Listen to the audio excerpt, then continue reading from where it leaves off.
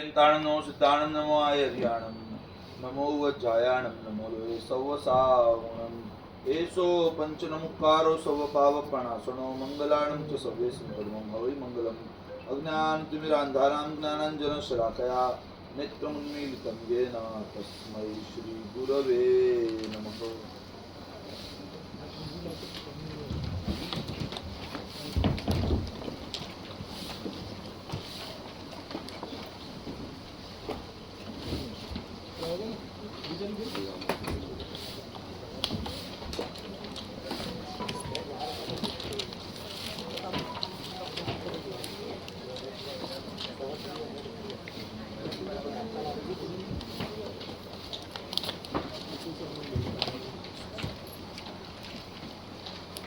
Jainism capsule course का आज 22वां दिन। पिछले 3 दिनों से हम देख रहे हैं अनंत अलोकाकाश के बीच में एक बिंदु जितना लोकाकाश मतलब कि यूनिवर्स, उस 14 राजलोक प्रमाण, 14 राजलोक जिसका नाप है, वैसे लोकाकाश के बीच में तिरछा लोक है। तिरछा लोक के बीच में बीचों बीच 2.5 द्वीप, 2.5 द्वीप के भी बीचों बीच जम्बू द्वीप। और कल हमने देखा कि जम्बू द्वीप के मध्य में जो महाविदेह क्षेत्र है, उसके भी मध्य में मेरू पर्वत है। मतलब ऐसे देखा जाए तो मेरू पर्वत समग्र ब्रह्मांड के मध्य में भी है। तिरछा लोक, 2.5 द्वीप, जम्बू द्वीप, सभी के बीच में मेरू पर्वत है। उस मेरू पर्वत की जाड़ाई, उसकी चौड़ाई 10,000 योजन और उसकी ऊंचाई 1,00,000 योजन। 10,000 योजन नीचे से वो चौड़ा है, पर्वत है, तो ऊपर जाते जाते वो घट जाएगा, सहज बात है। लेकिन सबसे अधिक 10,000 योजन चौड़ा है, तो उसकी चौड़ाई 10,000 योजन, उसकी ऊंचाई 1,00,000 योजन। उस मेरू पर्वत के आसपास सूर्य, चंद्र, ग्रह, नक्षत्र और तारे, इन सभी को मिलाकर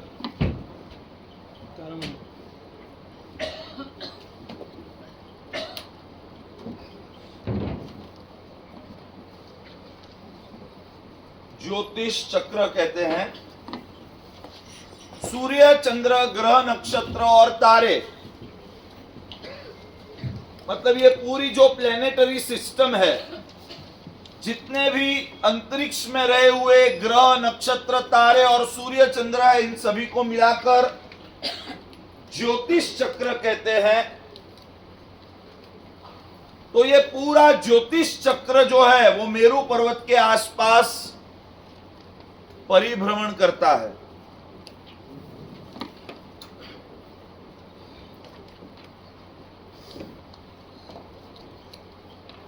सूर्य, चंद्र, ग्रह, नक्षत्र, तारे के जो देव विमान है वो मेरू पर्वत के आसपास परिभ्रमण करते हैं।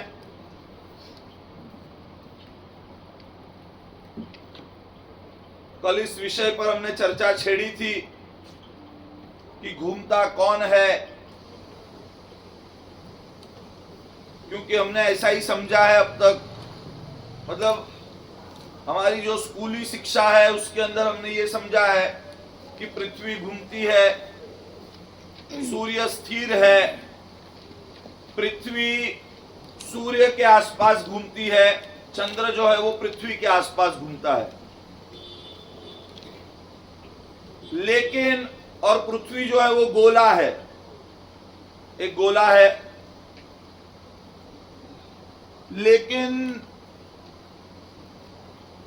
ऐसी बहुत सारी इंफॉर्मेशन, ऐसी बहुत सारी सामग्री आपको इंटरनेट पे मिल जाएगी जहां पर ये जो पूरी आधुनिक भूगोल की थियरी है, उस थियरी का वहां सफाया किया आपको दिखेगा। मतलब कल मैंने जैसे बताया था कि चंद्र और चंद्र से लगी हुई जो चंद्र यात्रा है, चंद्र यात्रा के बारे में खुद जिसका चंद्र यात्रा में बड़ा हाथ था, चंद्र यात्रा का जो यान है, चंद्रयान पहला मतलब अपोलो 11, उसकी डिजाइन बनाने वाले ने खुद ने ही उसकी एनिवर्सरी 25वीं एनिवर्सरी को भांडा फोड़ा कि we never went to the moon.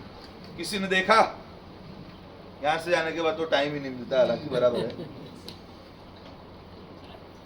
कुछ मिले तो डाल देना ग्रुप पे, लिंक ढूंढ के डालोगे तो और कोई खोलेगा, बाकी तो ढूंढने कोई नहीं जाएगा। हाँ, रेडी परोस दो थोड़ा। तो इस तरह चंद्र यात्रा एक कौभांड है, चंद्र पर कोई गया नहीं है। वैसी बात आज से दशकों पहले bill casing, the man who designed Apollo 11, उसने खुद ने कही थी। उसके बाद ऐसी बहुत सारी चीजें आती है कि ये पृथ्वी है वो गोला नहीं है। भूगोल उसको गोला मानती है, लेकिन वो गोला नहीं है। और आज भी दुनिया में जब बड़े बड़े क्रिटिकल इंजीनियरिंग के काम होते हैं तो पृथ्वी को गोला मानकर उसको डिजाइन नहीं किया जाता, पृथ्वी को फ्लैट मानकर उसको डिजाइन किया जाता है। पृथ्वी को गोला मानकर अगर उसको डिजाइन किया जाए तो वो इंजीनियरिंग का काम सही तरीके से हो नहीं सकता। इसलिए भले पृथ्वी गोल है ऐसा मानो, लेकिन जब क्रिटिकल इंजीनियरिंग के काम हो, कोई बड़े पैमाने पर काम हो, तो उस समय पृथ्वी को गोला नहीं, थाली जैसी गोल मानकर ही काम किया जाता है। मतलब पृथ्वी गोल है लेकिन टेनिस बॉल जैसी नहीं, थाली जैसी। थोड़ी ऐसी हो सकती है, एक समान तो है नहीं, क्योंकि किसी ईश्वर ने उसके ऊपर रोलर नहीं फेरा है, तो एकदम सपाट है ऐसा नहीं है। थोड़ी वो कर्वी हो सकती है, लेकिन जो बॉल जैसी गोल सी नहीं है। बहुत सारा ऐसा कुछ आपको मिलेगा, थियरीज है, मतलब सोचने की जरूरत है। भले ही ये ब्रह्मांड बहुत बड़ा है, हम उसके अंदर एक राई के दाने जितने भी नहीं है, और इसीलिए सारी चीजों को हम प्रूव नहीं कर सकते। लेकिन विज्ञान ने जो बखेड़ा खड़ा किया है, उस बखेड़े के सामने चैलेंज तो आज तक अनेक लोगों ने की है, लॉजिकल है, विज्ञान के पास उसका जवाब नहीं है।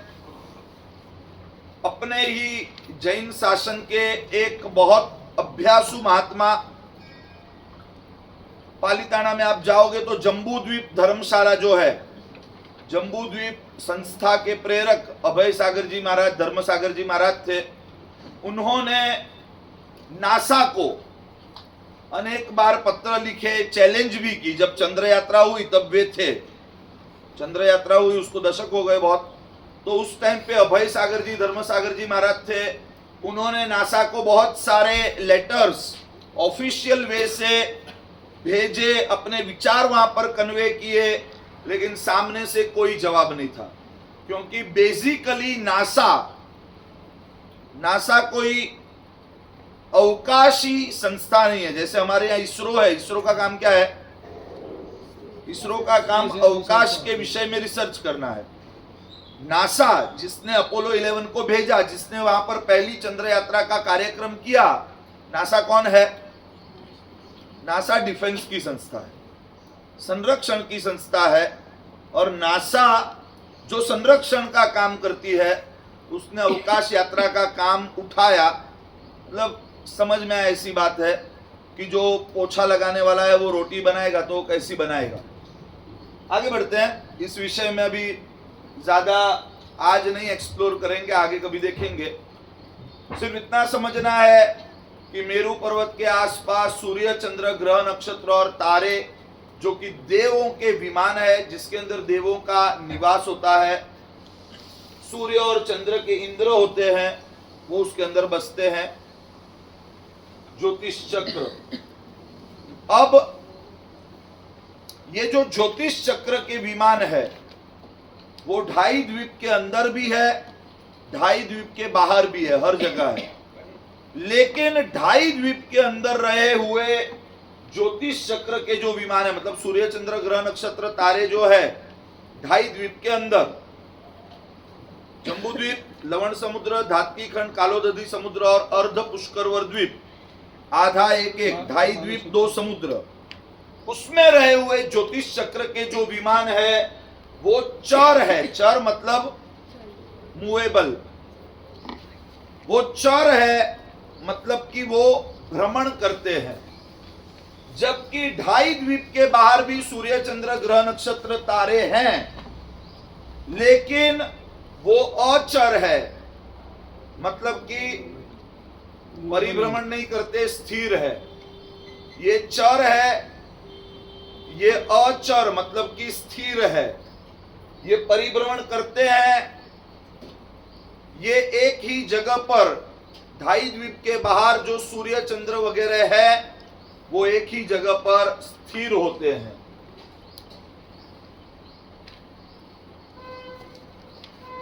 डिटेल्ड पूरा उसका डिस्क्रिप्शन है कि कैसे कैसे कितने डिस्टेंस पर बाहर, ढाई द्वीप के बाहर सूर्य चंद्र कितने कितने डिस्टेंस पर है, वो वहीं पर रहते हैं। उसकी वजह से वहां जो प्रकाश की मात्रा है वो हमेशा सेम रहती है, क्योंकि सूर्य अगर आता है तो प्रकाश बढ़ेगा, वो जाता है तो प्रकाश कम होगा।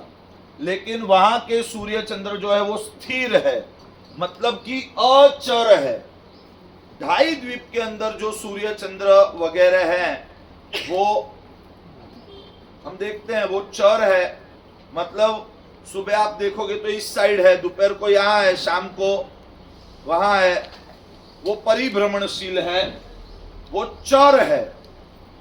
और इसी वजह से ढाई द्वीप के अंदर रहे हुए सूर्य चंद्र वगैरह घूमते हैं, तो उनके परिभ्रमण की वजह से दिन और रात होती है। दिन और रात मतलब कि अहोरात्र 15 बार होती है, तो एक पक्ष बीतता है, दो पक्ष, एक मास वगैरह वगैरह, समय का चक्र पूरा जो बीतता है वो समय का चक्र कहां पर है? ढाई द्वीप में है। इसीलिए ढाई द्वीप को नंबर्स की दृष्टि से देखा जाए तो वो ढाई द्वीप है। उसके कैरेक्टरिस्टिक्स, उसकी स्पेशलिटी की दृष्टि से देखा जाए तो मानुष्योत्तर पर्वत के अंदर का क्षेत्र होने की वजह से उसे मनुष्य लोक या मनुष्य क्षेत्र कहते हैं। और दूसरा कि सूर्य चंद्र वगैरह का परिभ्रमण ढाई द्वीप के अंदर है, उसी की वजह से समय का पूरा जो चक्र है वो ढाई द्वीप के अंदर है। उसीलिए ढाई द्वीप को और एक नाम से पहचाना जाता है, वो है समय क्षेत्र। देवलोक में दिन रात जैसा कुछ नहीं होता, वहां पर हमेशा उजाला होता है। नरक में दिन रात जैसा कुछ नहीं होता, वहां हमेशा अंधेरा होता है, घनघोर अंधेरा। नरक में मध्याह्न जैसा उजाला देवलोक में। ढाई द्वीप के बाहर प्रकाश एक समान होता है। तो ये दिन रात का काउंटिंग किस दृष्टि से होता है? ढाई द्वीप के अंदर परिभ्रमण करने वाले सूर्य चंद्र ग्रह नक्षत्र तारे जो है उनके परिभ्रमण से समय तय होता है। इसीलिए ढाई द्वीप का एक दूसरा नाम है समय क्षेत्र। ठीक है, ये एक विषय हमने कल देखा था, इसको भी क्लियर करेंगे। 15 कर्म भूमि मतलब 5 भरत क्षेत्र, 5 ऐरावत क्षेत्र, 5 महाविद्य क्षेत्र। 15 कर्म भूमि जो है वहीं पर कभी कभार वहीं पर धर्म, कर्म मतलब कि पाप, कर्म मतलब कि व्यापार वाणिज्य, अस्त्र शस्त्र, युद्ध, खेती वगैरह वगैरह पूरे लोक व्यवहार होते हैं। उसी तरह धर्म होता है तो मोक्ष या मोक्ष मार्ग वगैरह, ये सारा जो कुछ है वो 15 कर्म भूमि में है। 15 कर्म भूमि कौन सी? 5 भरत क्षेत्र में, 5 ऐरावत क्षेत्र में और 5 महाविद्य क्षेत्र में। बराबर है। तो 5 भरत, ऐरावत और 5 महाविद्य, 15 कर्म भूमि जो है वहीं पर धर्म, कर्म, मोक्ष, संग, मोक्ष मार्ग वगैरह वगैरह सब कुछ वहां पर होता है। उसमें भी 5 भरत और 5 ऐरावत क्षेत्र जो है, वहां पर आर्य का परिवर्तन, समय का परिवर्तन जो है, समय बीतने पर कभी युगलिक काल, कभी तीर्थंकरों की मौजूदगी और कभी तीर्थंकरों का शासन, कभी छठा आ रहा। मतलब बेस्ट से लेकर वर्स्ट कंडीशंस की जो परिवर्तनों की माला है वो कहां पर है? 5 भरत क्षेत्र और 5 ऐरावत क्षेत्र। बाकी के जितने भी क्षेत्र है वहां पर समय स्थिर है। जैसे कुछ जगह पर अवसर पीढ़ी के पहले आर्य जैसा, कुछ जगह पर दूसरे, कुछ जगह पर तीसरे आर्य जैसा। महाविदेह क्षेत्र में अवसर पीढ़ी के चौथे आर्य जैसा समय हमेशा रहता है। तो इस तरह कल का ये विषय हमने देखा। आज एक नए टॉपिक के अंदर एंटर होंगे। अब हमारे पास गिन के 8 दिन है। 8 दिनों में एक महत्व का विषय आज से हम शुरू करेंगे।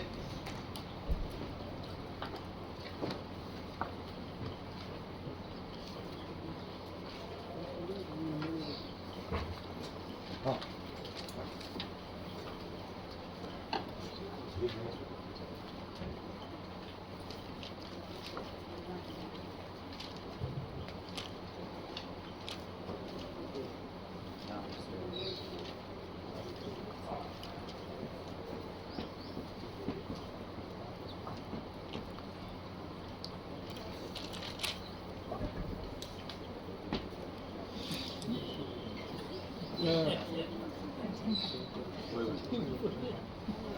बोलो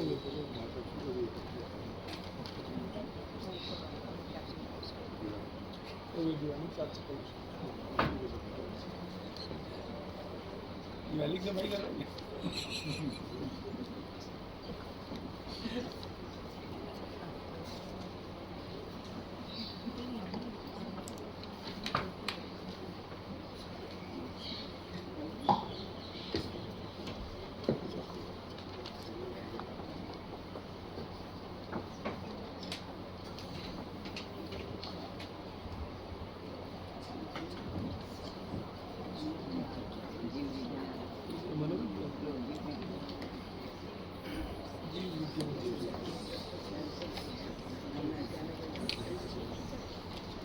जीव विज्ञान।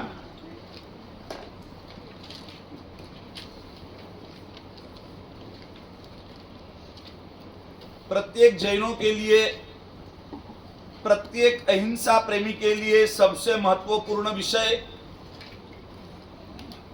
बहुत ही विस्तृत विषय है।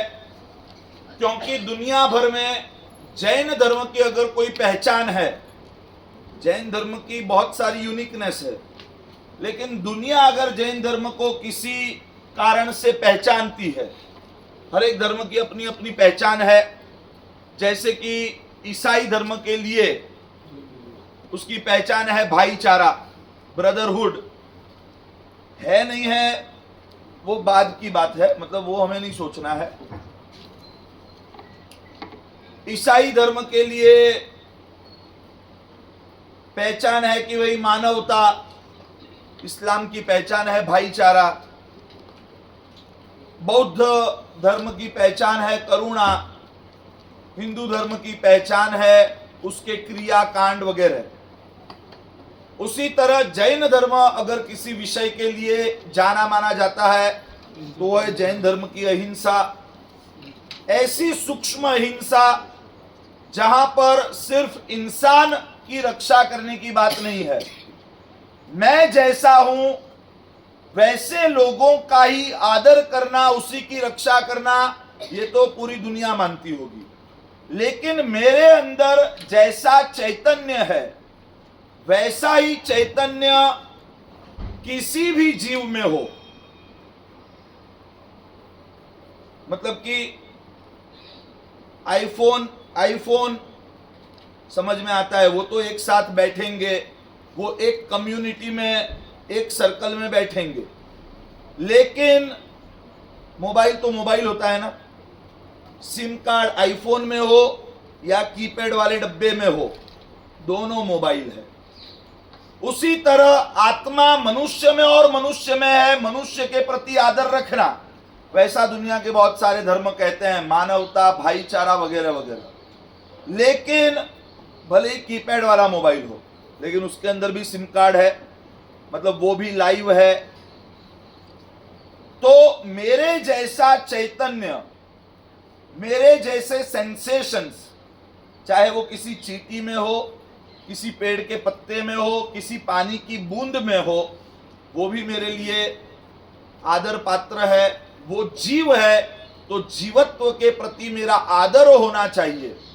यह विचारधारा पूरे विश्व में मात्र जैन धर्म के पास है, और इसीलिए जैन धर्म अहिंसा के लिए जाना माना जाता है। हमारे यहाँ हमारे हर एक आचरण के अंदर, हमारी हर एक क्रियाओं के अंदर भी आप देखोगे तो अहिंसा का महत्व है। हम कोई भी क्रिया शुरू करें तो क्रिया की शुरुआत हम इसीलिए इरियावयम सूत्र से करते हैं। क्यों?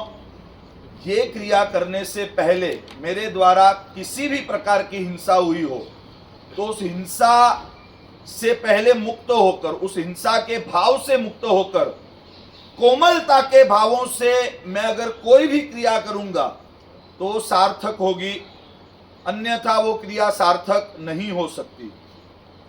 तो इतनी सूक्ष्म सूक्ष्म केयर जिस जगह पर रखी गई है, सिर्फ किसी को मार देना, काट देना, उसे लहूलुहान करना, इसे तो पूरी दुनिया हिंसा मानती है। लेकिन किसी के मन को भी चोट पहुंचाना, कोई खून नहीं निकलता, कोई उसमें मरता नहीं है, लेकिन किसी के मन को भी चोट पहुंचाना ये भी हिंसा है। ऐसा अगर कोई मानता है वो जैन धर्म है। जैन धर्म के यही अहिंसा के सिद्धांत दुनिया भर में फैले हैं। आज जहां जहां अहिंसा का सूक्ष्म स्वरूप देखने मिलता है वो यहीं से लिंक्ड है। स्वयं राष्ट्रपिता बापू जैन धर्म की अहिंसा से, वो अहिंसा ने फायदा किया या नहीं बात की बात है, लेकिन इसी अहिंसा से इंस्पायर्ड थे। तो ये अहिंसा हम तब ही पाल सकते हैं जब हम जीवों के स्वरूप को समझेंगे। जीवों का स्वरूप क्या है, उसके प्रकार कितने हैं, किस प्रकार से उनकी उत्पत्ति होती है, किस प्रकार से अगर ध्यान न रखा जाए तो उनकी हिंसा होती है, ये सारी बात को जानेंगे। जिसको जीव क्या है, अजीव क्या है, जीव के प्रकार कितने हैं यही नहीं पता। जो जीवे भी न याणई अजीवे भी न याणई, जीवा जीवे अयाणंतो कहम सो नाई ही संजमम। जो जीव को नहीं जानता, अजीव को नहीं जानता, मतलब जिसे जीव अजीव में कोई फर्क ही नहीं पता है, वो जैना का, अहिंसा का पालन कैसे करेगा। तो जीवों को जानने का एक प्रयास करेंगे। शॉर्ट में ये सेशन रहेगा। ऐसे तो हमारे यहाँ जीव विज्ञान के बहुत बड़े बड़े और डिटेल्ड ग्रंथ है। 5 प्रतिक्रमण आप कंप्लीट करो और कोई भी साधु साध्वी जी भगवंत से पूछो कि अब मुझे क्या करना चाहिए, तो हमारे यहाँ एक बेसिक ग्रंथ है, जीव विचार नाम का ग्रंथ है। जीव विचार, ज्यादातर कोई भी साधु साध्वी आपको बोलेंगे कि भाई अब जीव विचार पढ़ लो पहले। और सच में हर एक व्यक्ति को ये जीव विचार डिटेल से पढ़ना चाहिए, सिर्फ इंफॉर्मेटिव लेवल पर नहीं। फिलहाल मैं आपको इंफॉर्मेटिव लेवल पर ही दे पाऊंगा, क्योंकि 2 दिन या 3 दिन है इस सेशन के लिए, फिर से कूद के आगे जाना है हमें। अभी सिर्फ सैंपलिंग, एक छोटा सा उसका एक you can say trailer type, बाद में आप उसको डिटेल से पढ़ोगे और किस प्रकार उसकी जैना कर सकते हैं, किस प्रकार अगर ध्यान न रखा जाए तो उसकी हिंसा होती है, ये जानोगे तो ये लाइफ में प्रैक्टिकली बहुत सी जगह पर आपको उपयुक्त हो सकता है। तो जीव विचार ग्रंथ है। जीव विचार ग्रंथ के अनुसार अगर देखा जाए तो वहां जीव के, हर एक प्रकार के जीव के मिलाकर 563 प्रकार दिखाए गए हैं। सभी प्रकार के जीवों को अगर टोटल किया जाए तो 563, लेकिन हम यहाँ एग्जैक्ट इस फिगर पर नहीं जाएंगे, हम शॉर्ट में कॉम्पैक्ट वे में समझेंगे। सबसे पहले हम शुरुआत करेंगे, ऐसे तो जीव दो प्रकार के होते हैं, एक सिद्ध के जीव जो मोक्ष में चले गए हैं, जो मुक्त है, और दूसरे संसारी जीव। सिद्ध के जीव और संसारी जीव। सिद्ध के जो जीव है, ऐसे तो सिद्ध परमात्मा सब एक समान ही होते हैं। सिद्ध परमात्मा में कोई कैटेगरी नहीं होती, ये ए कैटेगरी, ये बी कैटेगरी। सिद्धि गति का नाम ही, सिद्धि गति का मतलब ये है कि वो अल्टीमेट पॉइंट है, मतलब सारे सिद्धात्मा एक ही लेवल पर होते हैं।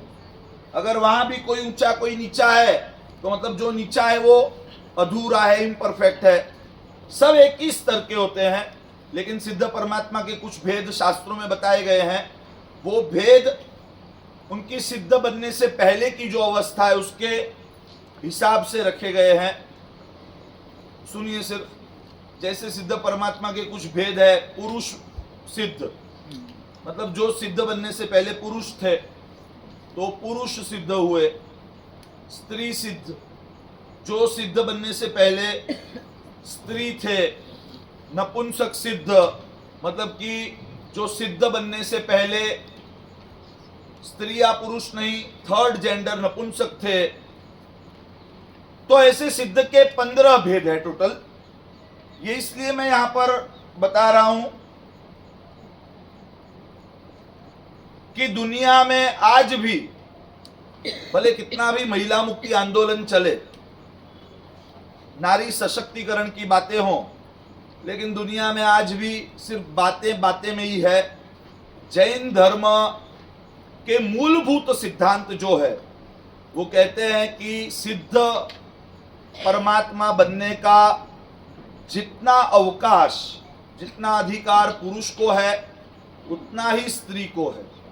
और स्त्री के लिए तो आवाज उठाने वाले हैं, लेकिन थर्ड जेंडर, वो भी तो इंसान ही है ना, उसके लिए कोई आवाज नहीं उठाता। दुनिया में हर जगह जेंडर इक्वलिटी के नाम पर मैस्कुलिनिज्म और फेमिनिज्म, ये दो बातें चलती है। स्त्री पुरुष, इंसान तो वो भी है, भले इतने हैं। उनके अधिकारों की बात, जैन धर्म का मूलभूत तत्वज्ञान कहता है, चाहे स्त्री हो, चाहे पुरुष हो, चाहे नपुंसक हो, कोई भी हो, जिसने अपने कर्मों का क्षय कर दिया, फिर से फर्स्ट सेशन, जिसने अपने राग द्वेष को खत्म कर दिया, उसके शरीर की संरचना क्या है डज नॉट मैटर। सिद्ध परमात्मा बनने का उसके पास भी उतना ही चांस है। उसी तरह सिद्ध के 15 भेद के अंदर स्वलिंग सिद्ध और अन्य लिंग सिद्ध, कोर्स में नहीं है, सुनिए। स्वलिंग सिद्ध और अन्य लिंग सिद्ध की बात आती है। स्वलिंग मतलब, लिंग मतलब निशानी, चिन्ह।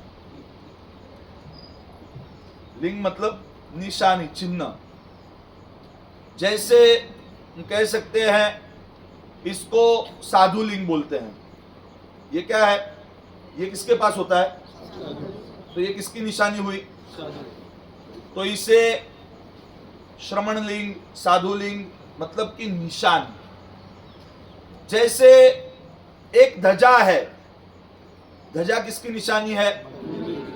ये मंदिर है, यहां पर मंदिर होगा तो उसका चिन्ह हुआ, उसका लिंग हुआ।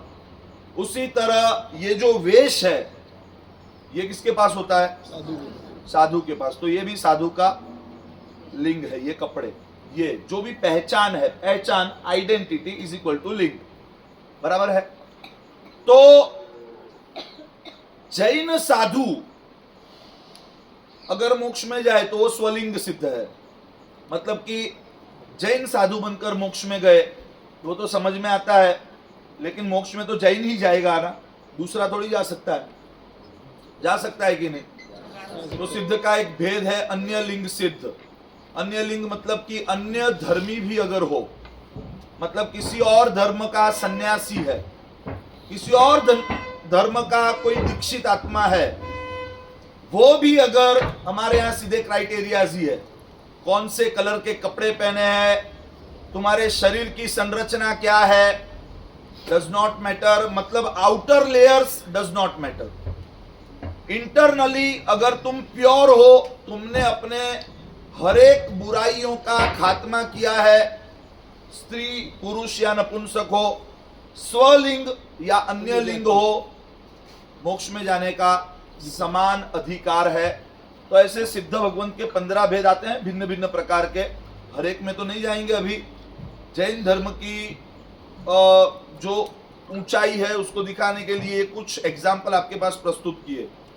तो समग्र विश्व में जीव के दो प्रकार, एक मुक्त मतलब कि मोक्ष में गए हुए सिद्ध परमात्मा के जो जीव है वो भी जीव है, लेकिन फिलहाल हम जो बात करेंगे वो संसारी जीवों की करेंगे। दूसरा प्रकार, एक सिद्ध के जीव, दूसरे संसारी जीव।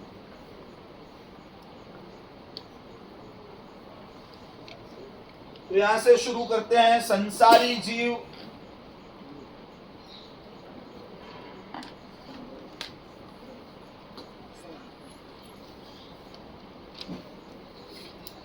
उनके दो प्रकार, संसारी जीव के दो प्रकार। पहला स्थावर।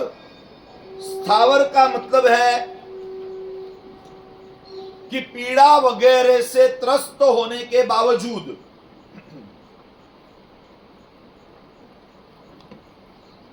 धूप, ठंड, बारिश, किसी भी चीज से त्रस्त होने के बावजूद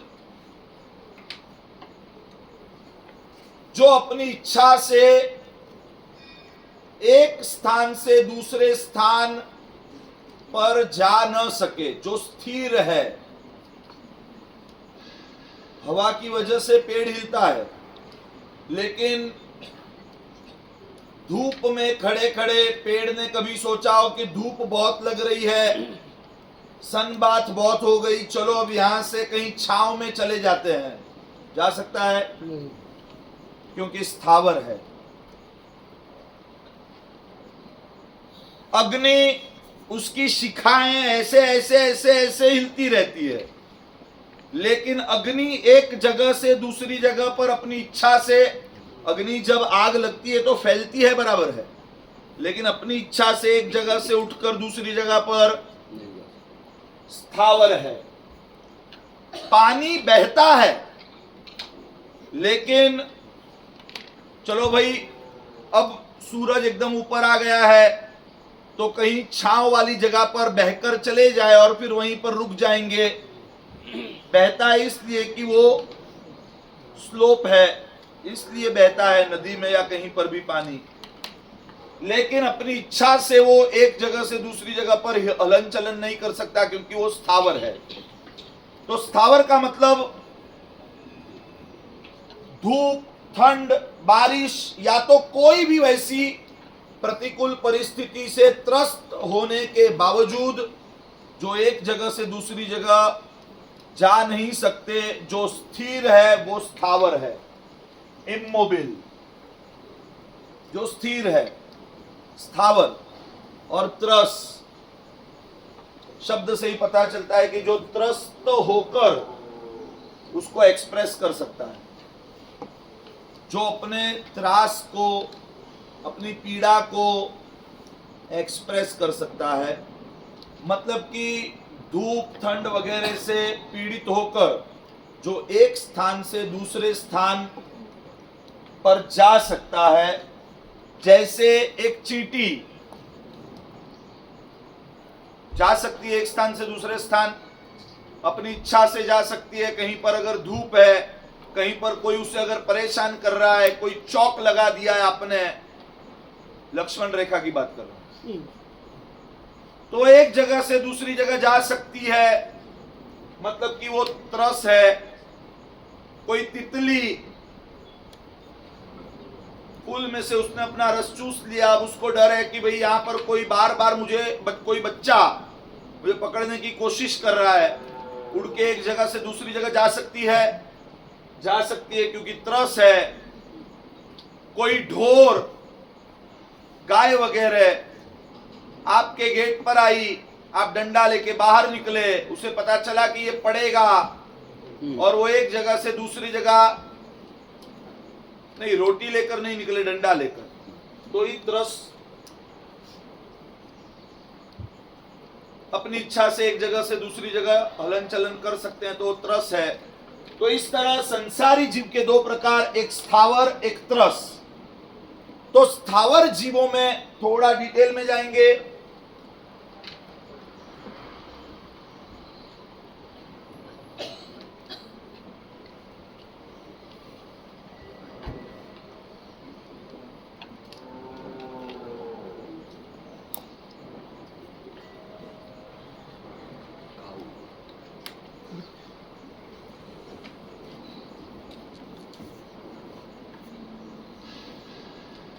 स्थावर जीवों के कुल 5 प्रकार है। उसमें से पहला प्रकार पृथ्वी का है। पहला प्रकार पृथ्वी का है। काया मतलब शरीर। पृथ्वी ही जिनकी काया है, पृथ्वी ही जिनका शरीर है, वो है पृथ्वी काय के जीव। मतलब पृथ्वी में रहते हैं ऐसा नहीं है, पृथ्वी स्वयं जिसका शरीर है। पृथ्वी में रहना अलग बात है, सांप भी अंदर बिल बना के रहते हैं, दूसरे बहुत सारे ऐसे जीव हैं जो अंदर दरारें बनाकर रहते हैं, वो पृथ्वी में रहना है। ये पृथ्वी में रहने की बात नहीं है, स्वयं पृथ्वी मतलब मिट्टी स्वयं जिसका शरीर है, पत्थर स्वयं जिसका शरीर है। एग्जाम्पल्स में लूंगा, अभी सिर्फ इतना लिख लीजिए। पृथ्वी काय का मतलब पृथ्वी स्वयं जिसका शरीर है, पृथ्वी काय। फॉर एग्जाम्पल स्फटिक, आधा स, पूरा फ, छोटा टी और प्योर क। स्फटिक, रत्न,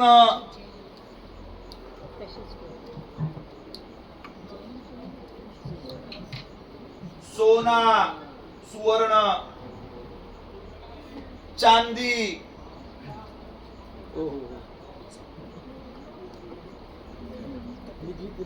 नमक, सोना, चांदी इत्यादि धातु, जितने भी धातु है वो सारे धातु, नमक,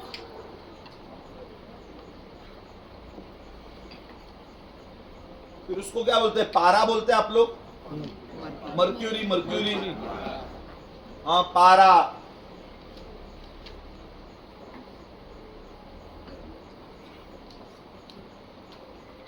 खनिज, खनिज मतलब मिनरल्स, जमीन में से जो निकलते हैं।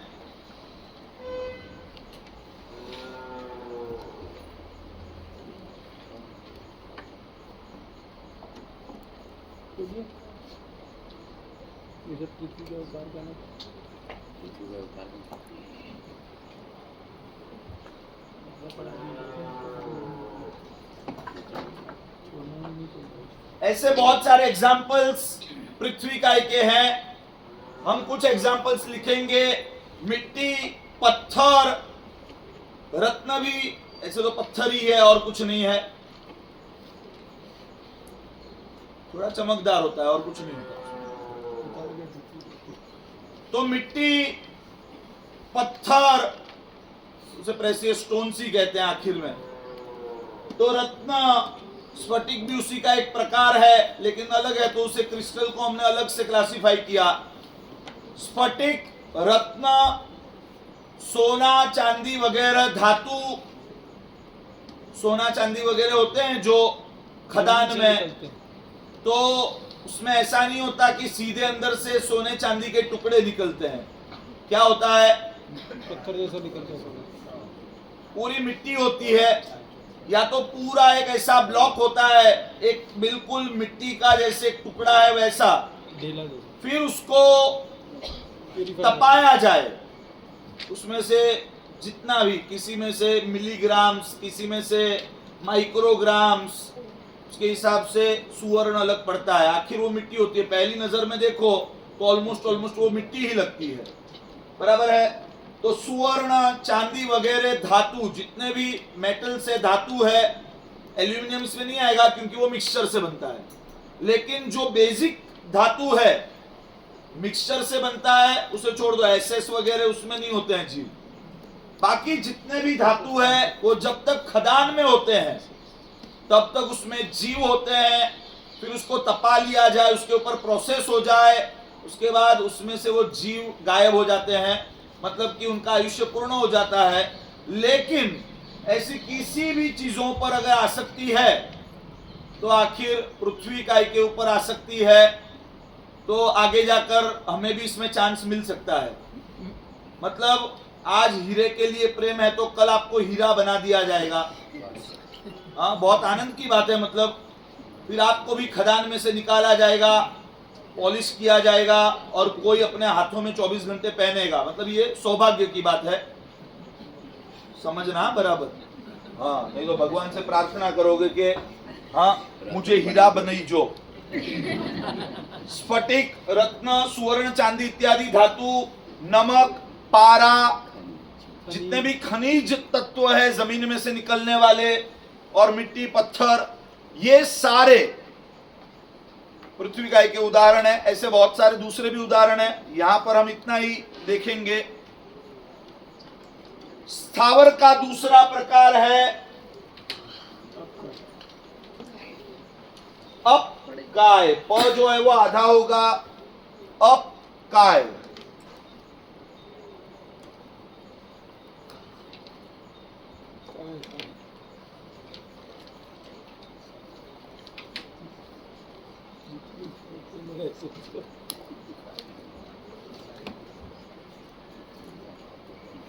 तो अपकाय के अंदर बेसिकली पानी है, लेकिन पानी के अलग अलग प्रकार को अगर गिना जाए तो बरसाती पानी, समंदर का पानी, आखिर में सब पानी है। मतलब समंदर का हो, तालाब का हो, बरसाती हो, फ्रीज के अंदर भर के रखी हुई बोतल का हो, वाटर पार्क का हो, रिसोर्ट का हो, सब अपकाय का है। और उसके प्रति भी जो लगाव होता है तो हाँ, कुदरत है, जो अच्छा लगता है कुदरत वहीं पर भेजती है। तो ये सारे अपकाय के प्रकार है। इसके अंदर बर्फ, फिर वो ऊपर से जो गिरते हैं उसे क्या बोलते हैं? हाँ, ओले, हाँ, फिर फॉग, अर्ली मॉर्निंग विंटर में ट्रैवल करते हो तो जो फॉग होती है, हाँ, धुंध, कोहरा, कोहरा नहीं आता। फिर ओस, ड्यू ड्रॉप्स। तो ये सारे अपकाय के प्रकार है। मतलब वो जो कोहरा है वो भी क्या है? वातावरण के अंदर पानी ही है। और इसीलिए आप देखोगे कि कोहरे में आपकी कार अगर पार्क है तो कार की छत पर, कार के कांच पे, रियर व्यू मिरर पे, कहीं पर भी आपको पानी जमा हुआ दिखेगा। तो ओस, कोहरा, बर्फ, ओले और हरेक प्रकार के पानी, चाहे वो बरसात का हो, चाहे समंदर का हो, बारिश का, बरसात आ गई, तो ऐसे हरेक प्रकार के, तालाब के, बावड़ी के, जो भी है सारे प्रकार के पानी अपकाय।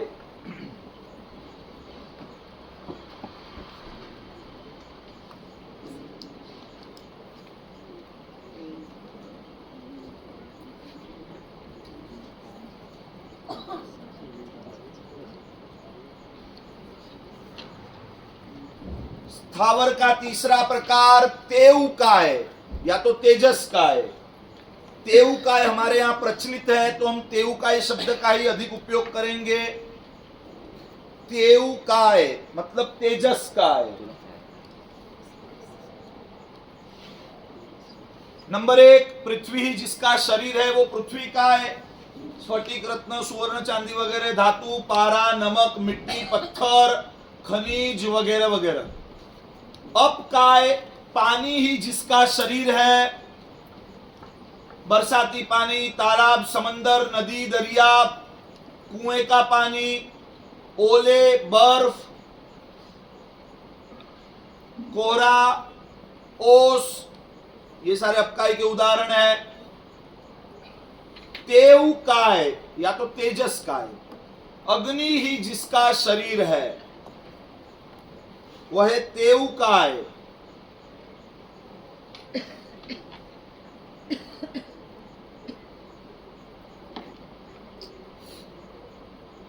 तो तेउकाय के प्रकार में अग्नि अंगारे स्पार्क्स क्या बोलते हैं उसको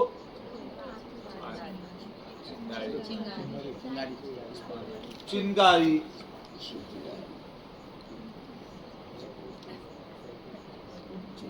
इलेक्ट्रिसिटी बिजली मतलब दो बिजली एक आसमान में होती है वो और एक जो आपके घर पे सप्लाई होती है वो इलेक्ट्रिसिटी वाली बिजली। ये सारे तेउकाय तेजस काय के प्रकार है। अग्नि अंगारे चिंगारी बिजली इलेक्ट्रिसिटी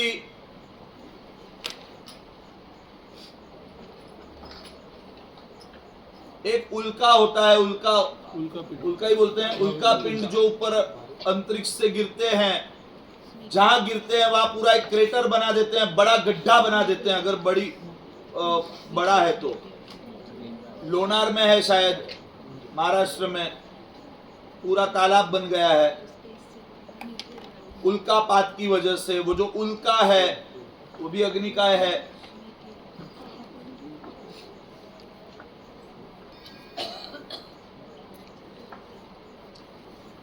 चौथे नंबर पर वायु काय या तो वायु काय। हमारे यहाँ प्रचलित शब्द वायु काय होगा क्योंकि प्राकृत में हमारे यहाँ बहुत सारे शब्द यूज किए जाते हैं इसीलिए तेउ काय वायु काय वायु काय भी समझ सकते हो। लावा भी अग्नि का ही होगा ना मतलब लावा अभी तक तेउ काय अग्नि तो बोल रहा हूँ बोरा ट्यूशन में कुछ मान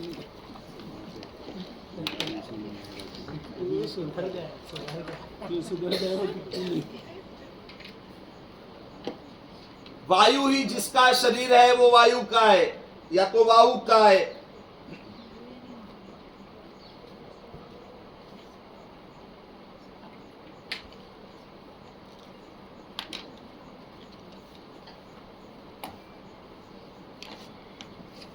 पवन के अलग अलग प्रकार है। सामान्य पवन या तो बवंडर चक्रवात झंझावात अलग अलग प्रकार के जो साइक्लोन्स सभी का समावेश वायुकाय के जीवों में होता है। वो वायुकाय के जीव ही है सिर्फ उनकी इंटेंसिटी से उनके नाम अलग अलग पड़ते हैं उनकी जो तीव्रता है उससे अलग अलग प्रकार से पवन बहता है। मंद तीव्र गोल अगर है तो चक्रवात आएगा। एकदम स्पीडी है तो उसे झंझावात कहेंगे। से अलग अलग है। कहीं पर ऐसे होता है कि हवा जैसे बहती है तो एक आवाज आती है। हॉरर फिल्म देखी आप लोगों ने और उसमें होता है खास तो गुंजारो करने वाला वायु मतलब बहने के साथ साथ वो आवाज करते हैं। ऐसा रियली होता है वो अलग बात है हॉरर फिल्म वाला लेकिन ऐसे रियली भी होता है। हवा बहती है तो आवाज होती है गुंजन होता है उसका। तो ये सारे अलग अलग प्रकार के जितने भी वायु है इनका समावेश, ये जो जीव है वो वायु का एक ही जीव।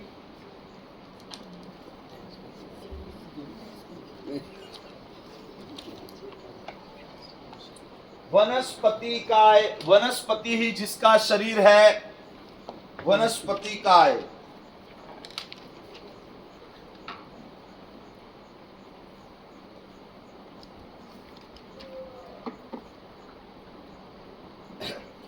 वनस्पति ही जिसका शरीर है, वनस्पति काय।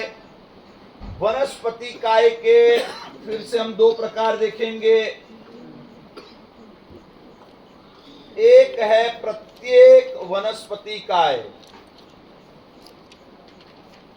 वनस्पति काय, वनस्पति जिसका शरीर है वो वनस्पति काय, लेकिन उसके दो प्रकार है। एक है प्रत्येक वनस्पति काय।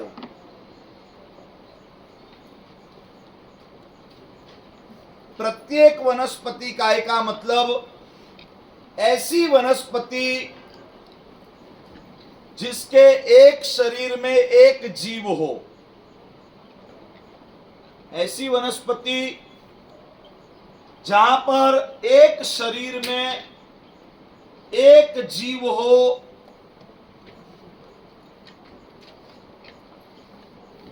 एग्जाम्पल, फल, फूल, शाखाएं,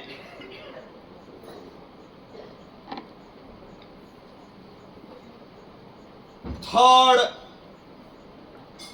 क्या होता है ये? ट्रंक, ट्रंक, ट्री की ट्रंक,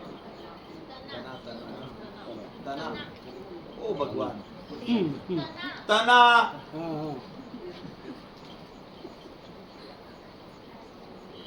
मैचिंग नहीं है। जड़, बीज, अंकुर, अंकुर, त्वचा, बार्क। ऐसी वनस्पति जिसके एक शरीर में एक जीव हो। जैसे पेड़ की जड़ है तो जड़ में एक जीव होता है, यहां पर ध्यान देंगे। अब उसका ट्रंक है, तना है, उसमें एक जीव। एक एक शाखा में एक एक जीव। सभी शाखाओं का मिलाकर एक नहीं, हर एक ब्रांच में एक एक जीव, एक मैनेजर, एक एक जीव। ये पेड़ की ब्रांच है तो हर एक शाखा में एक एक जीव। उसकी जो उप शाखाएं हैं तो एक उप शाखा में एक, वैसे हर एक उप शाखा में एक एक जीव। उसके ऊपर पत्ते अगर है तो पत्ते, हर एक पत्ते में मतलब जितनी एंटिटीज अलग अलग है, जितने अलग अलग चीजें हैं, पत्ते हैं। फिर वो पत्ते की टहनी है छोटी सी जो उसे शाखा के साथ जोड़ती है, पतली सी स्टिक। तो हर एक टहनी में एक जीव, पत्ते में एक जीव। अगर फूल है तो फूल का एक जीव। फूल के अंदर भी अलग अलग चीजें होती है। फूल का जो नीचे का वो सभी पंखुड़ियों को बांध के रखने वाला जो भाग है वो एक जीव। फूल की प्रत्येक पंखुड़ी में एक जीव। उसके अंदर बीज है तो बीज का एक जीव। फल है तो ओरिजिनल फल का एक। फिर उसके अंदर जितने बीज है उन बीजों का एक एक। मतलब एज फॉर एग्जाम्पल हम एप्पल ले ले, ए फॉर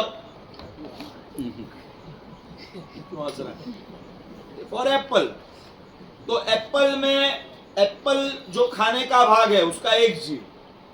उसके अंदर 4 बीज है एग्जाम्पल, तो 4। और उसकी जो त्वचा है एप्पल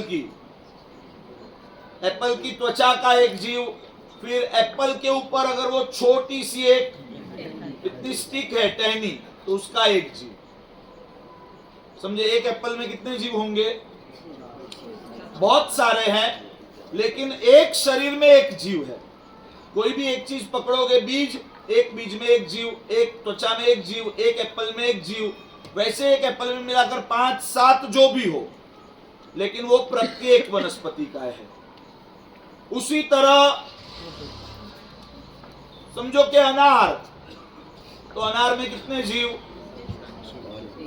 उसकी त्वचा में एक जीव, अंदर अंदर जो उसका एक पतला सा लेयर है जो फेंकने वाला होता है, व्हाइट क्रीमिश, उसका जीव, और बाद में उसके जितने दाने हैं, हर एक दाने में एक एक जीव। मतलब एक अनार के अंदर 50, 60, 100 जो भी है। तो एक अनार के अंदर कितने जीव? समझो सीताफल है, एक सीताफल में कितने जीव? जितने उसके दाने हैं उतने, उसकी त्वचा के जितने भी होते हैं उतने जीव। एक अमरूद में, पेरू बोलते हो क्या बोलते? उसमें कितने? जितने भी बीज है वो, और जितना खाने का भाग और त्वचा, ये सारे मिलाकर इसका टोटल होगा उतने जीव। लेकिन ये प्रत्येक वनस्पति का है, मतलब कि एक शरीर में एक जीव है। समझ गए? तो जड़, तना, शाखा, उपशाखा, टहनी, फल, पत्ते, फूल, बीज, त्वचा वगैरह वगैरह, ये सारे प्रत्येक वनस्पति का एक उदाहरण है, जहां पर एक शरीर में एक, प्रत्येक मतलब प्रत्येक शरीर में एक जीव होता है, उसे प्रत्येक वनस्पति काय कहते हैं।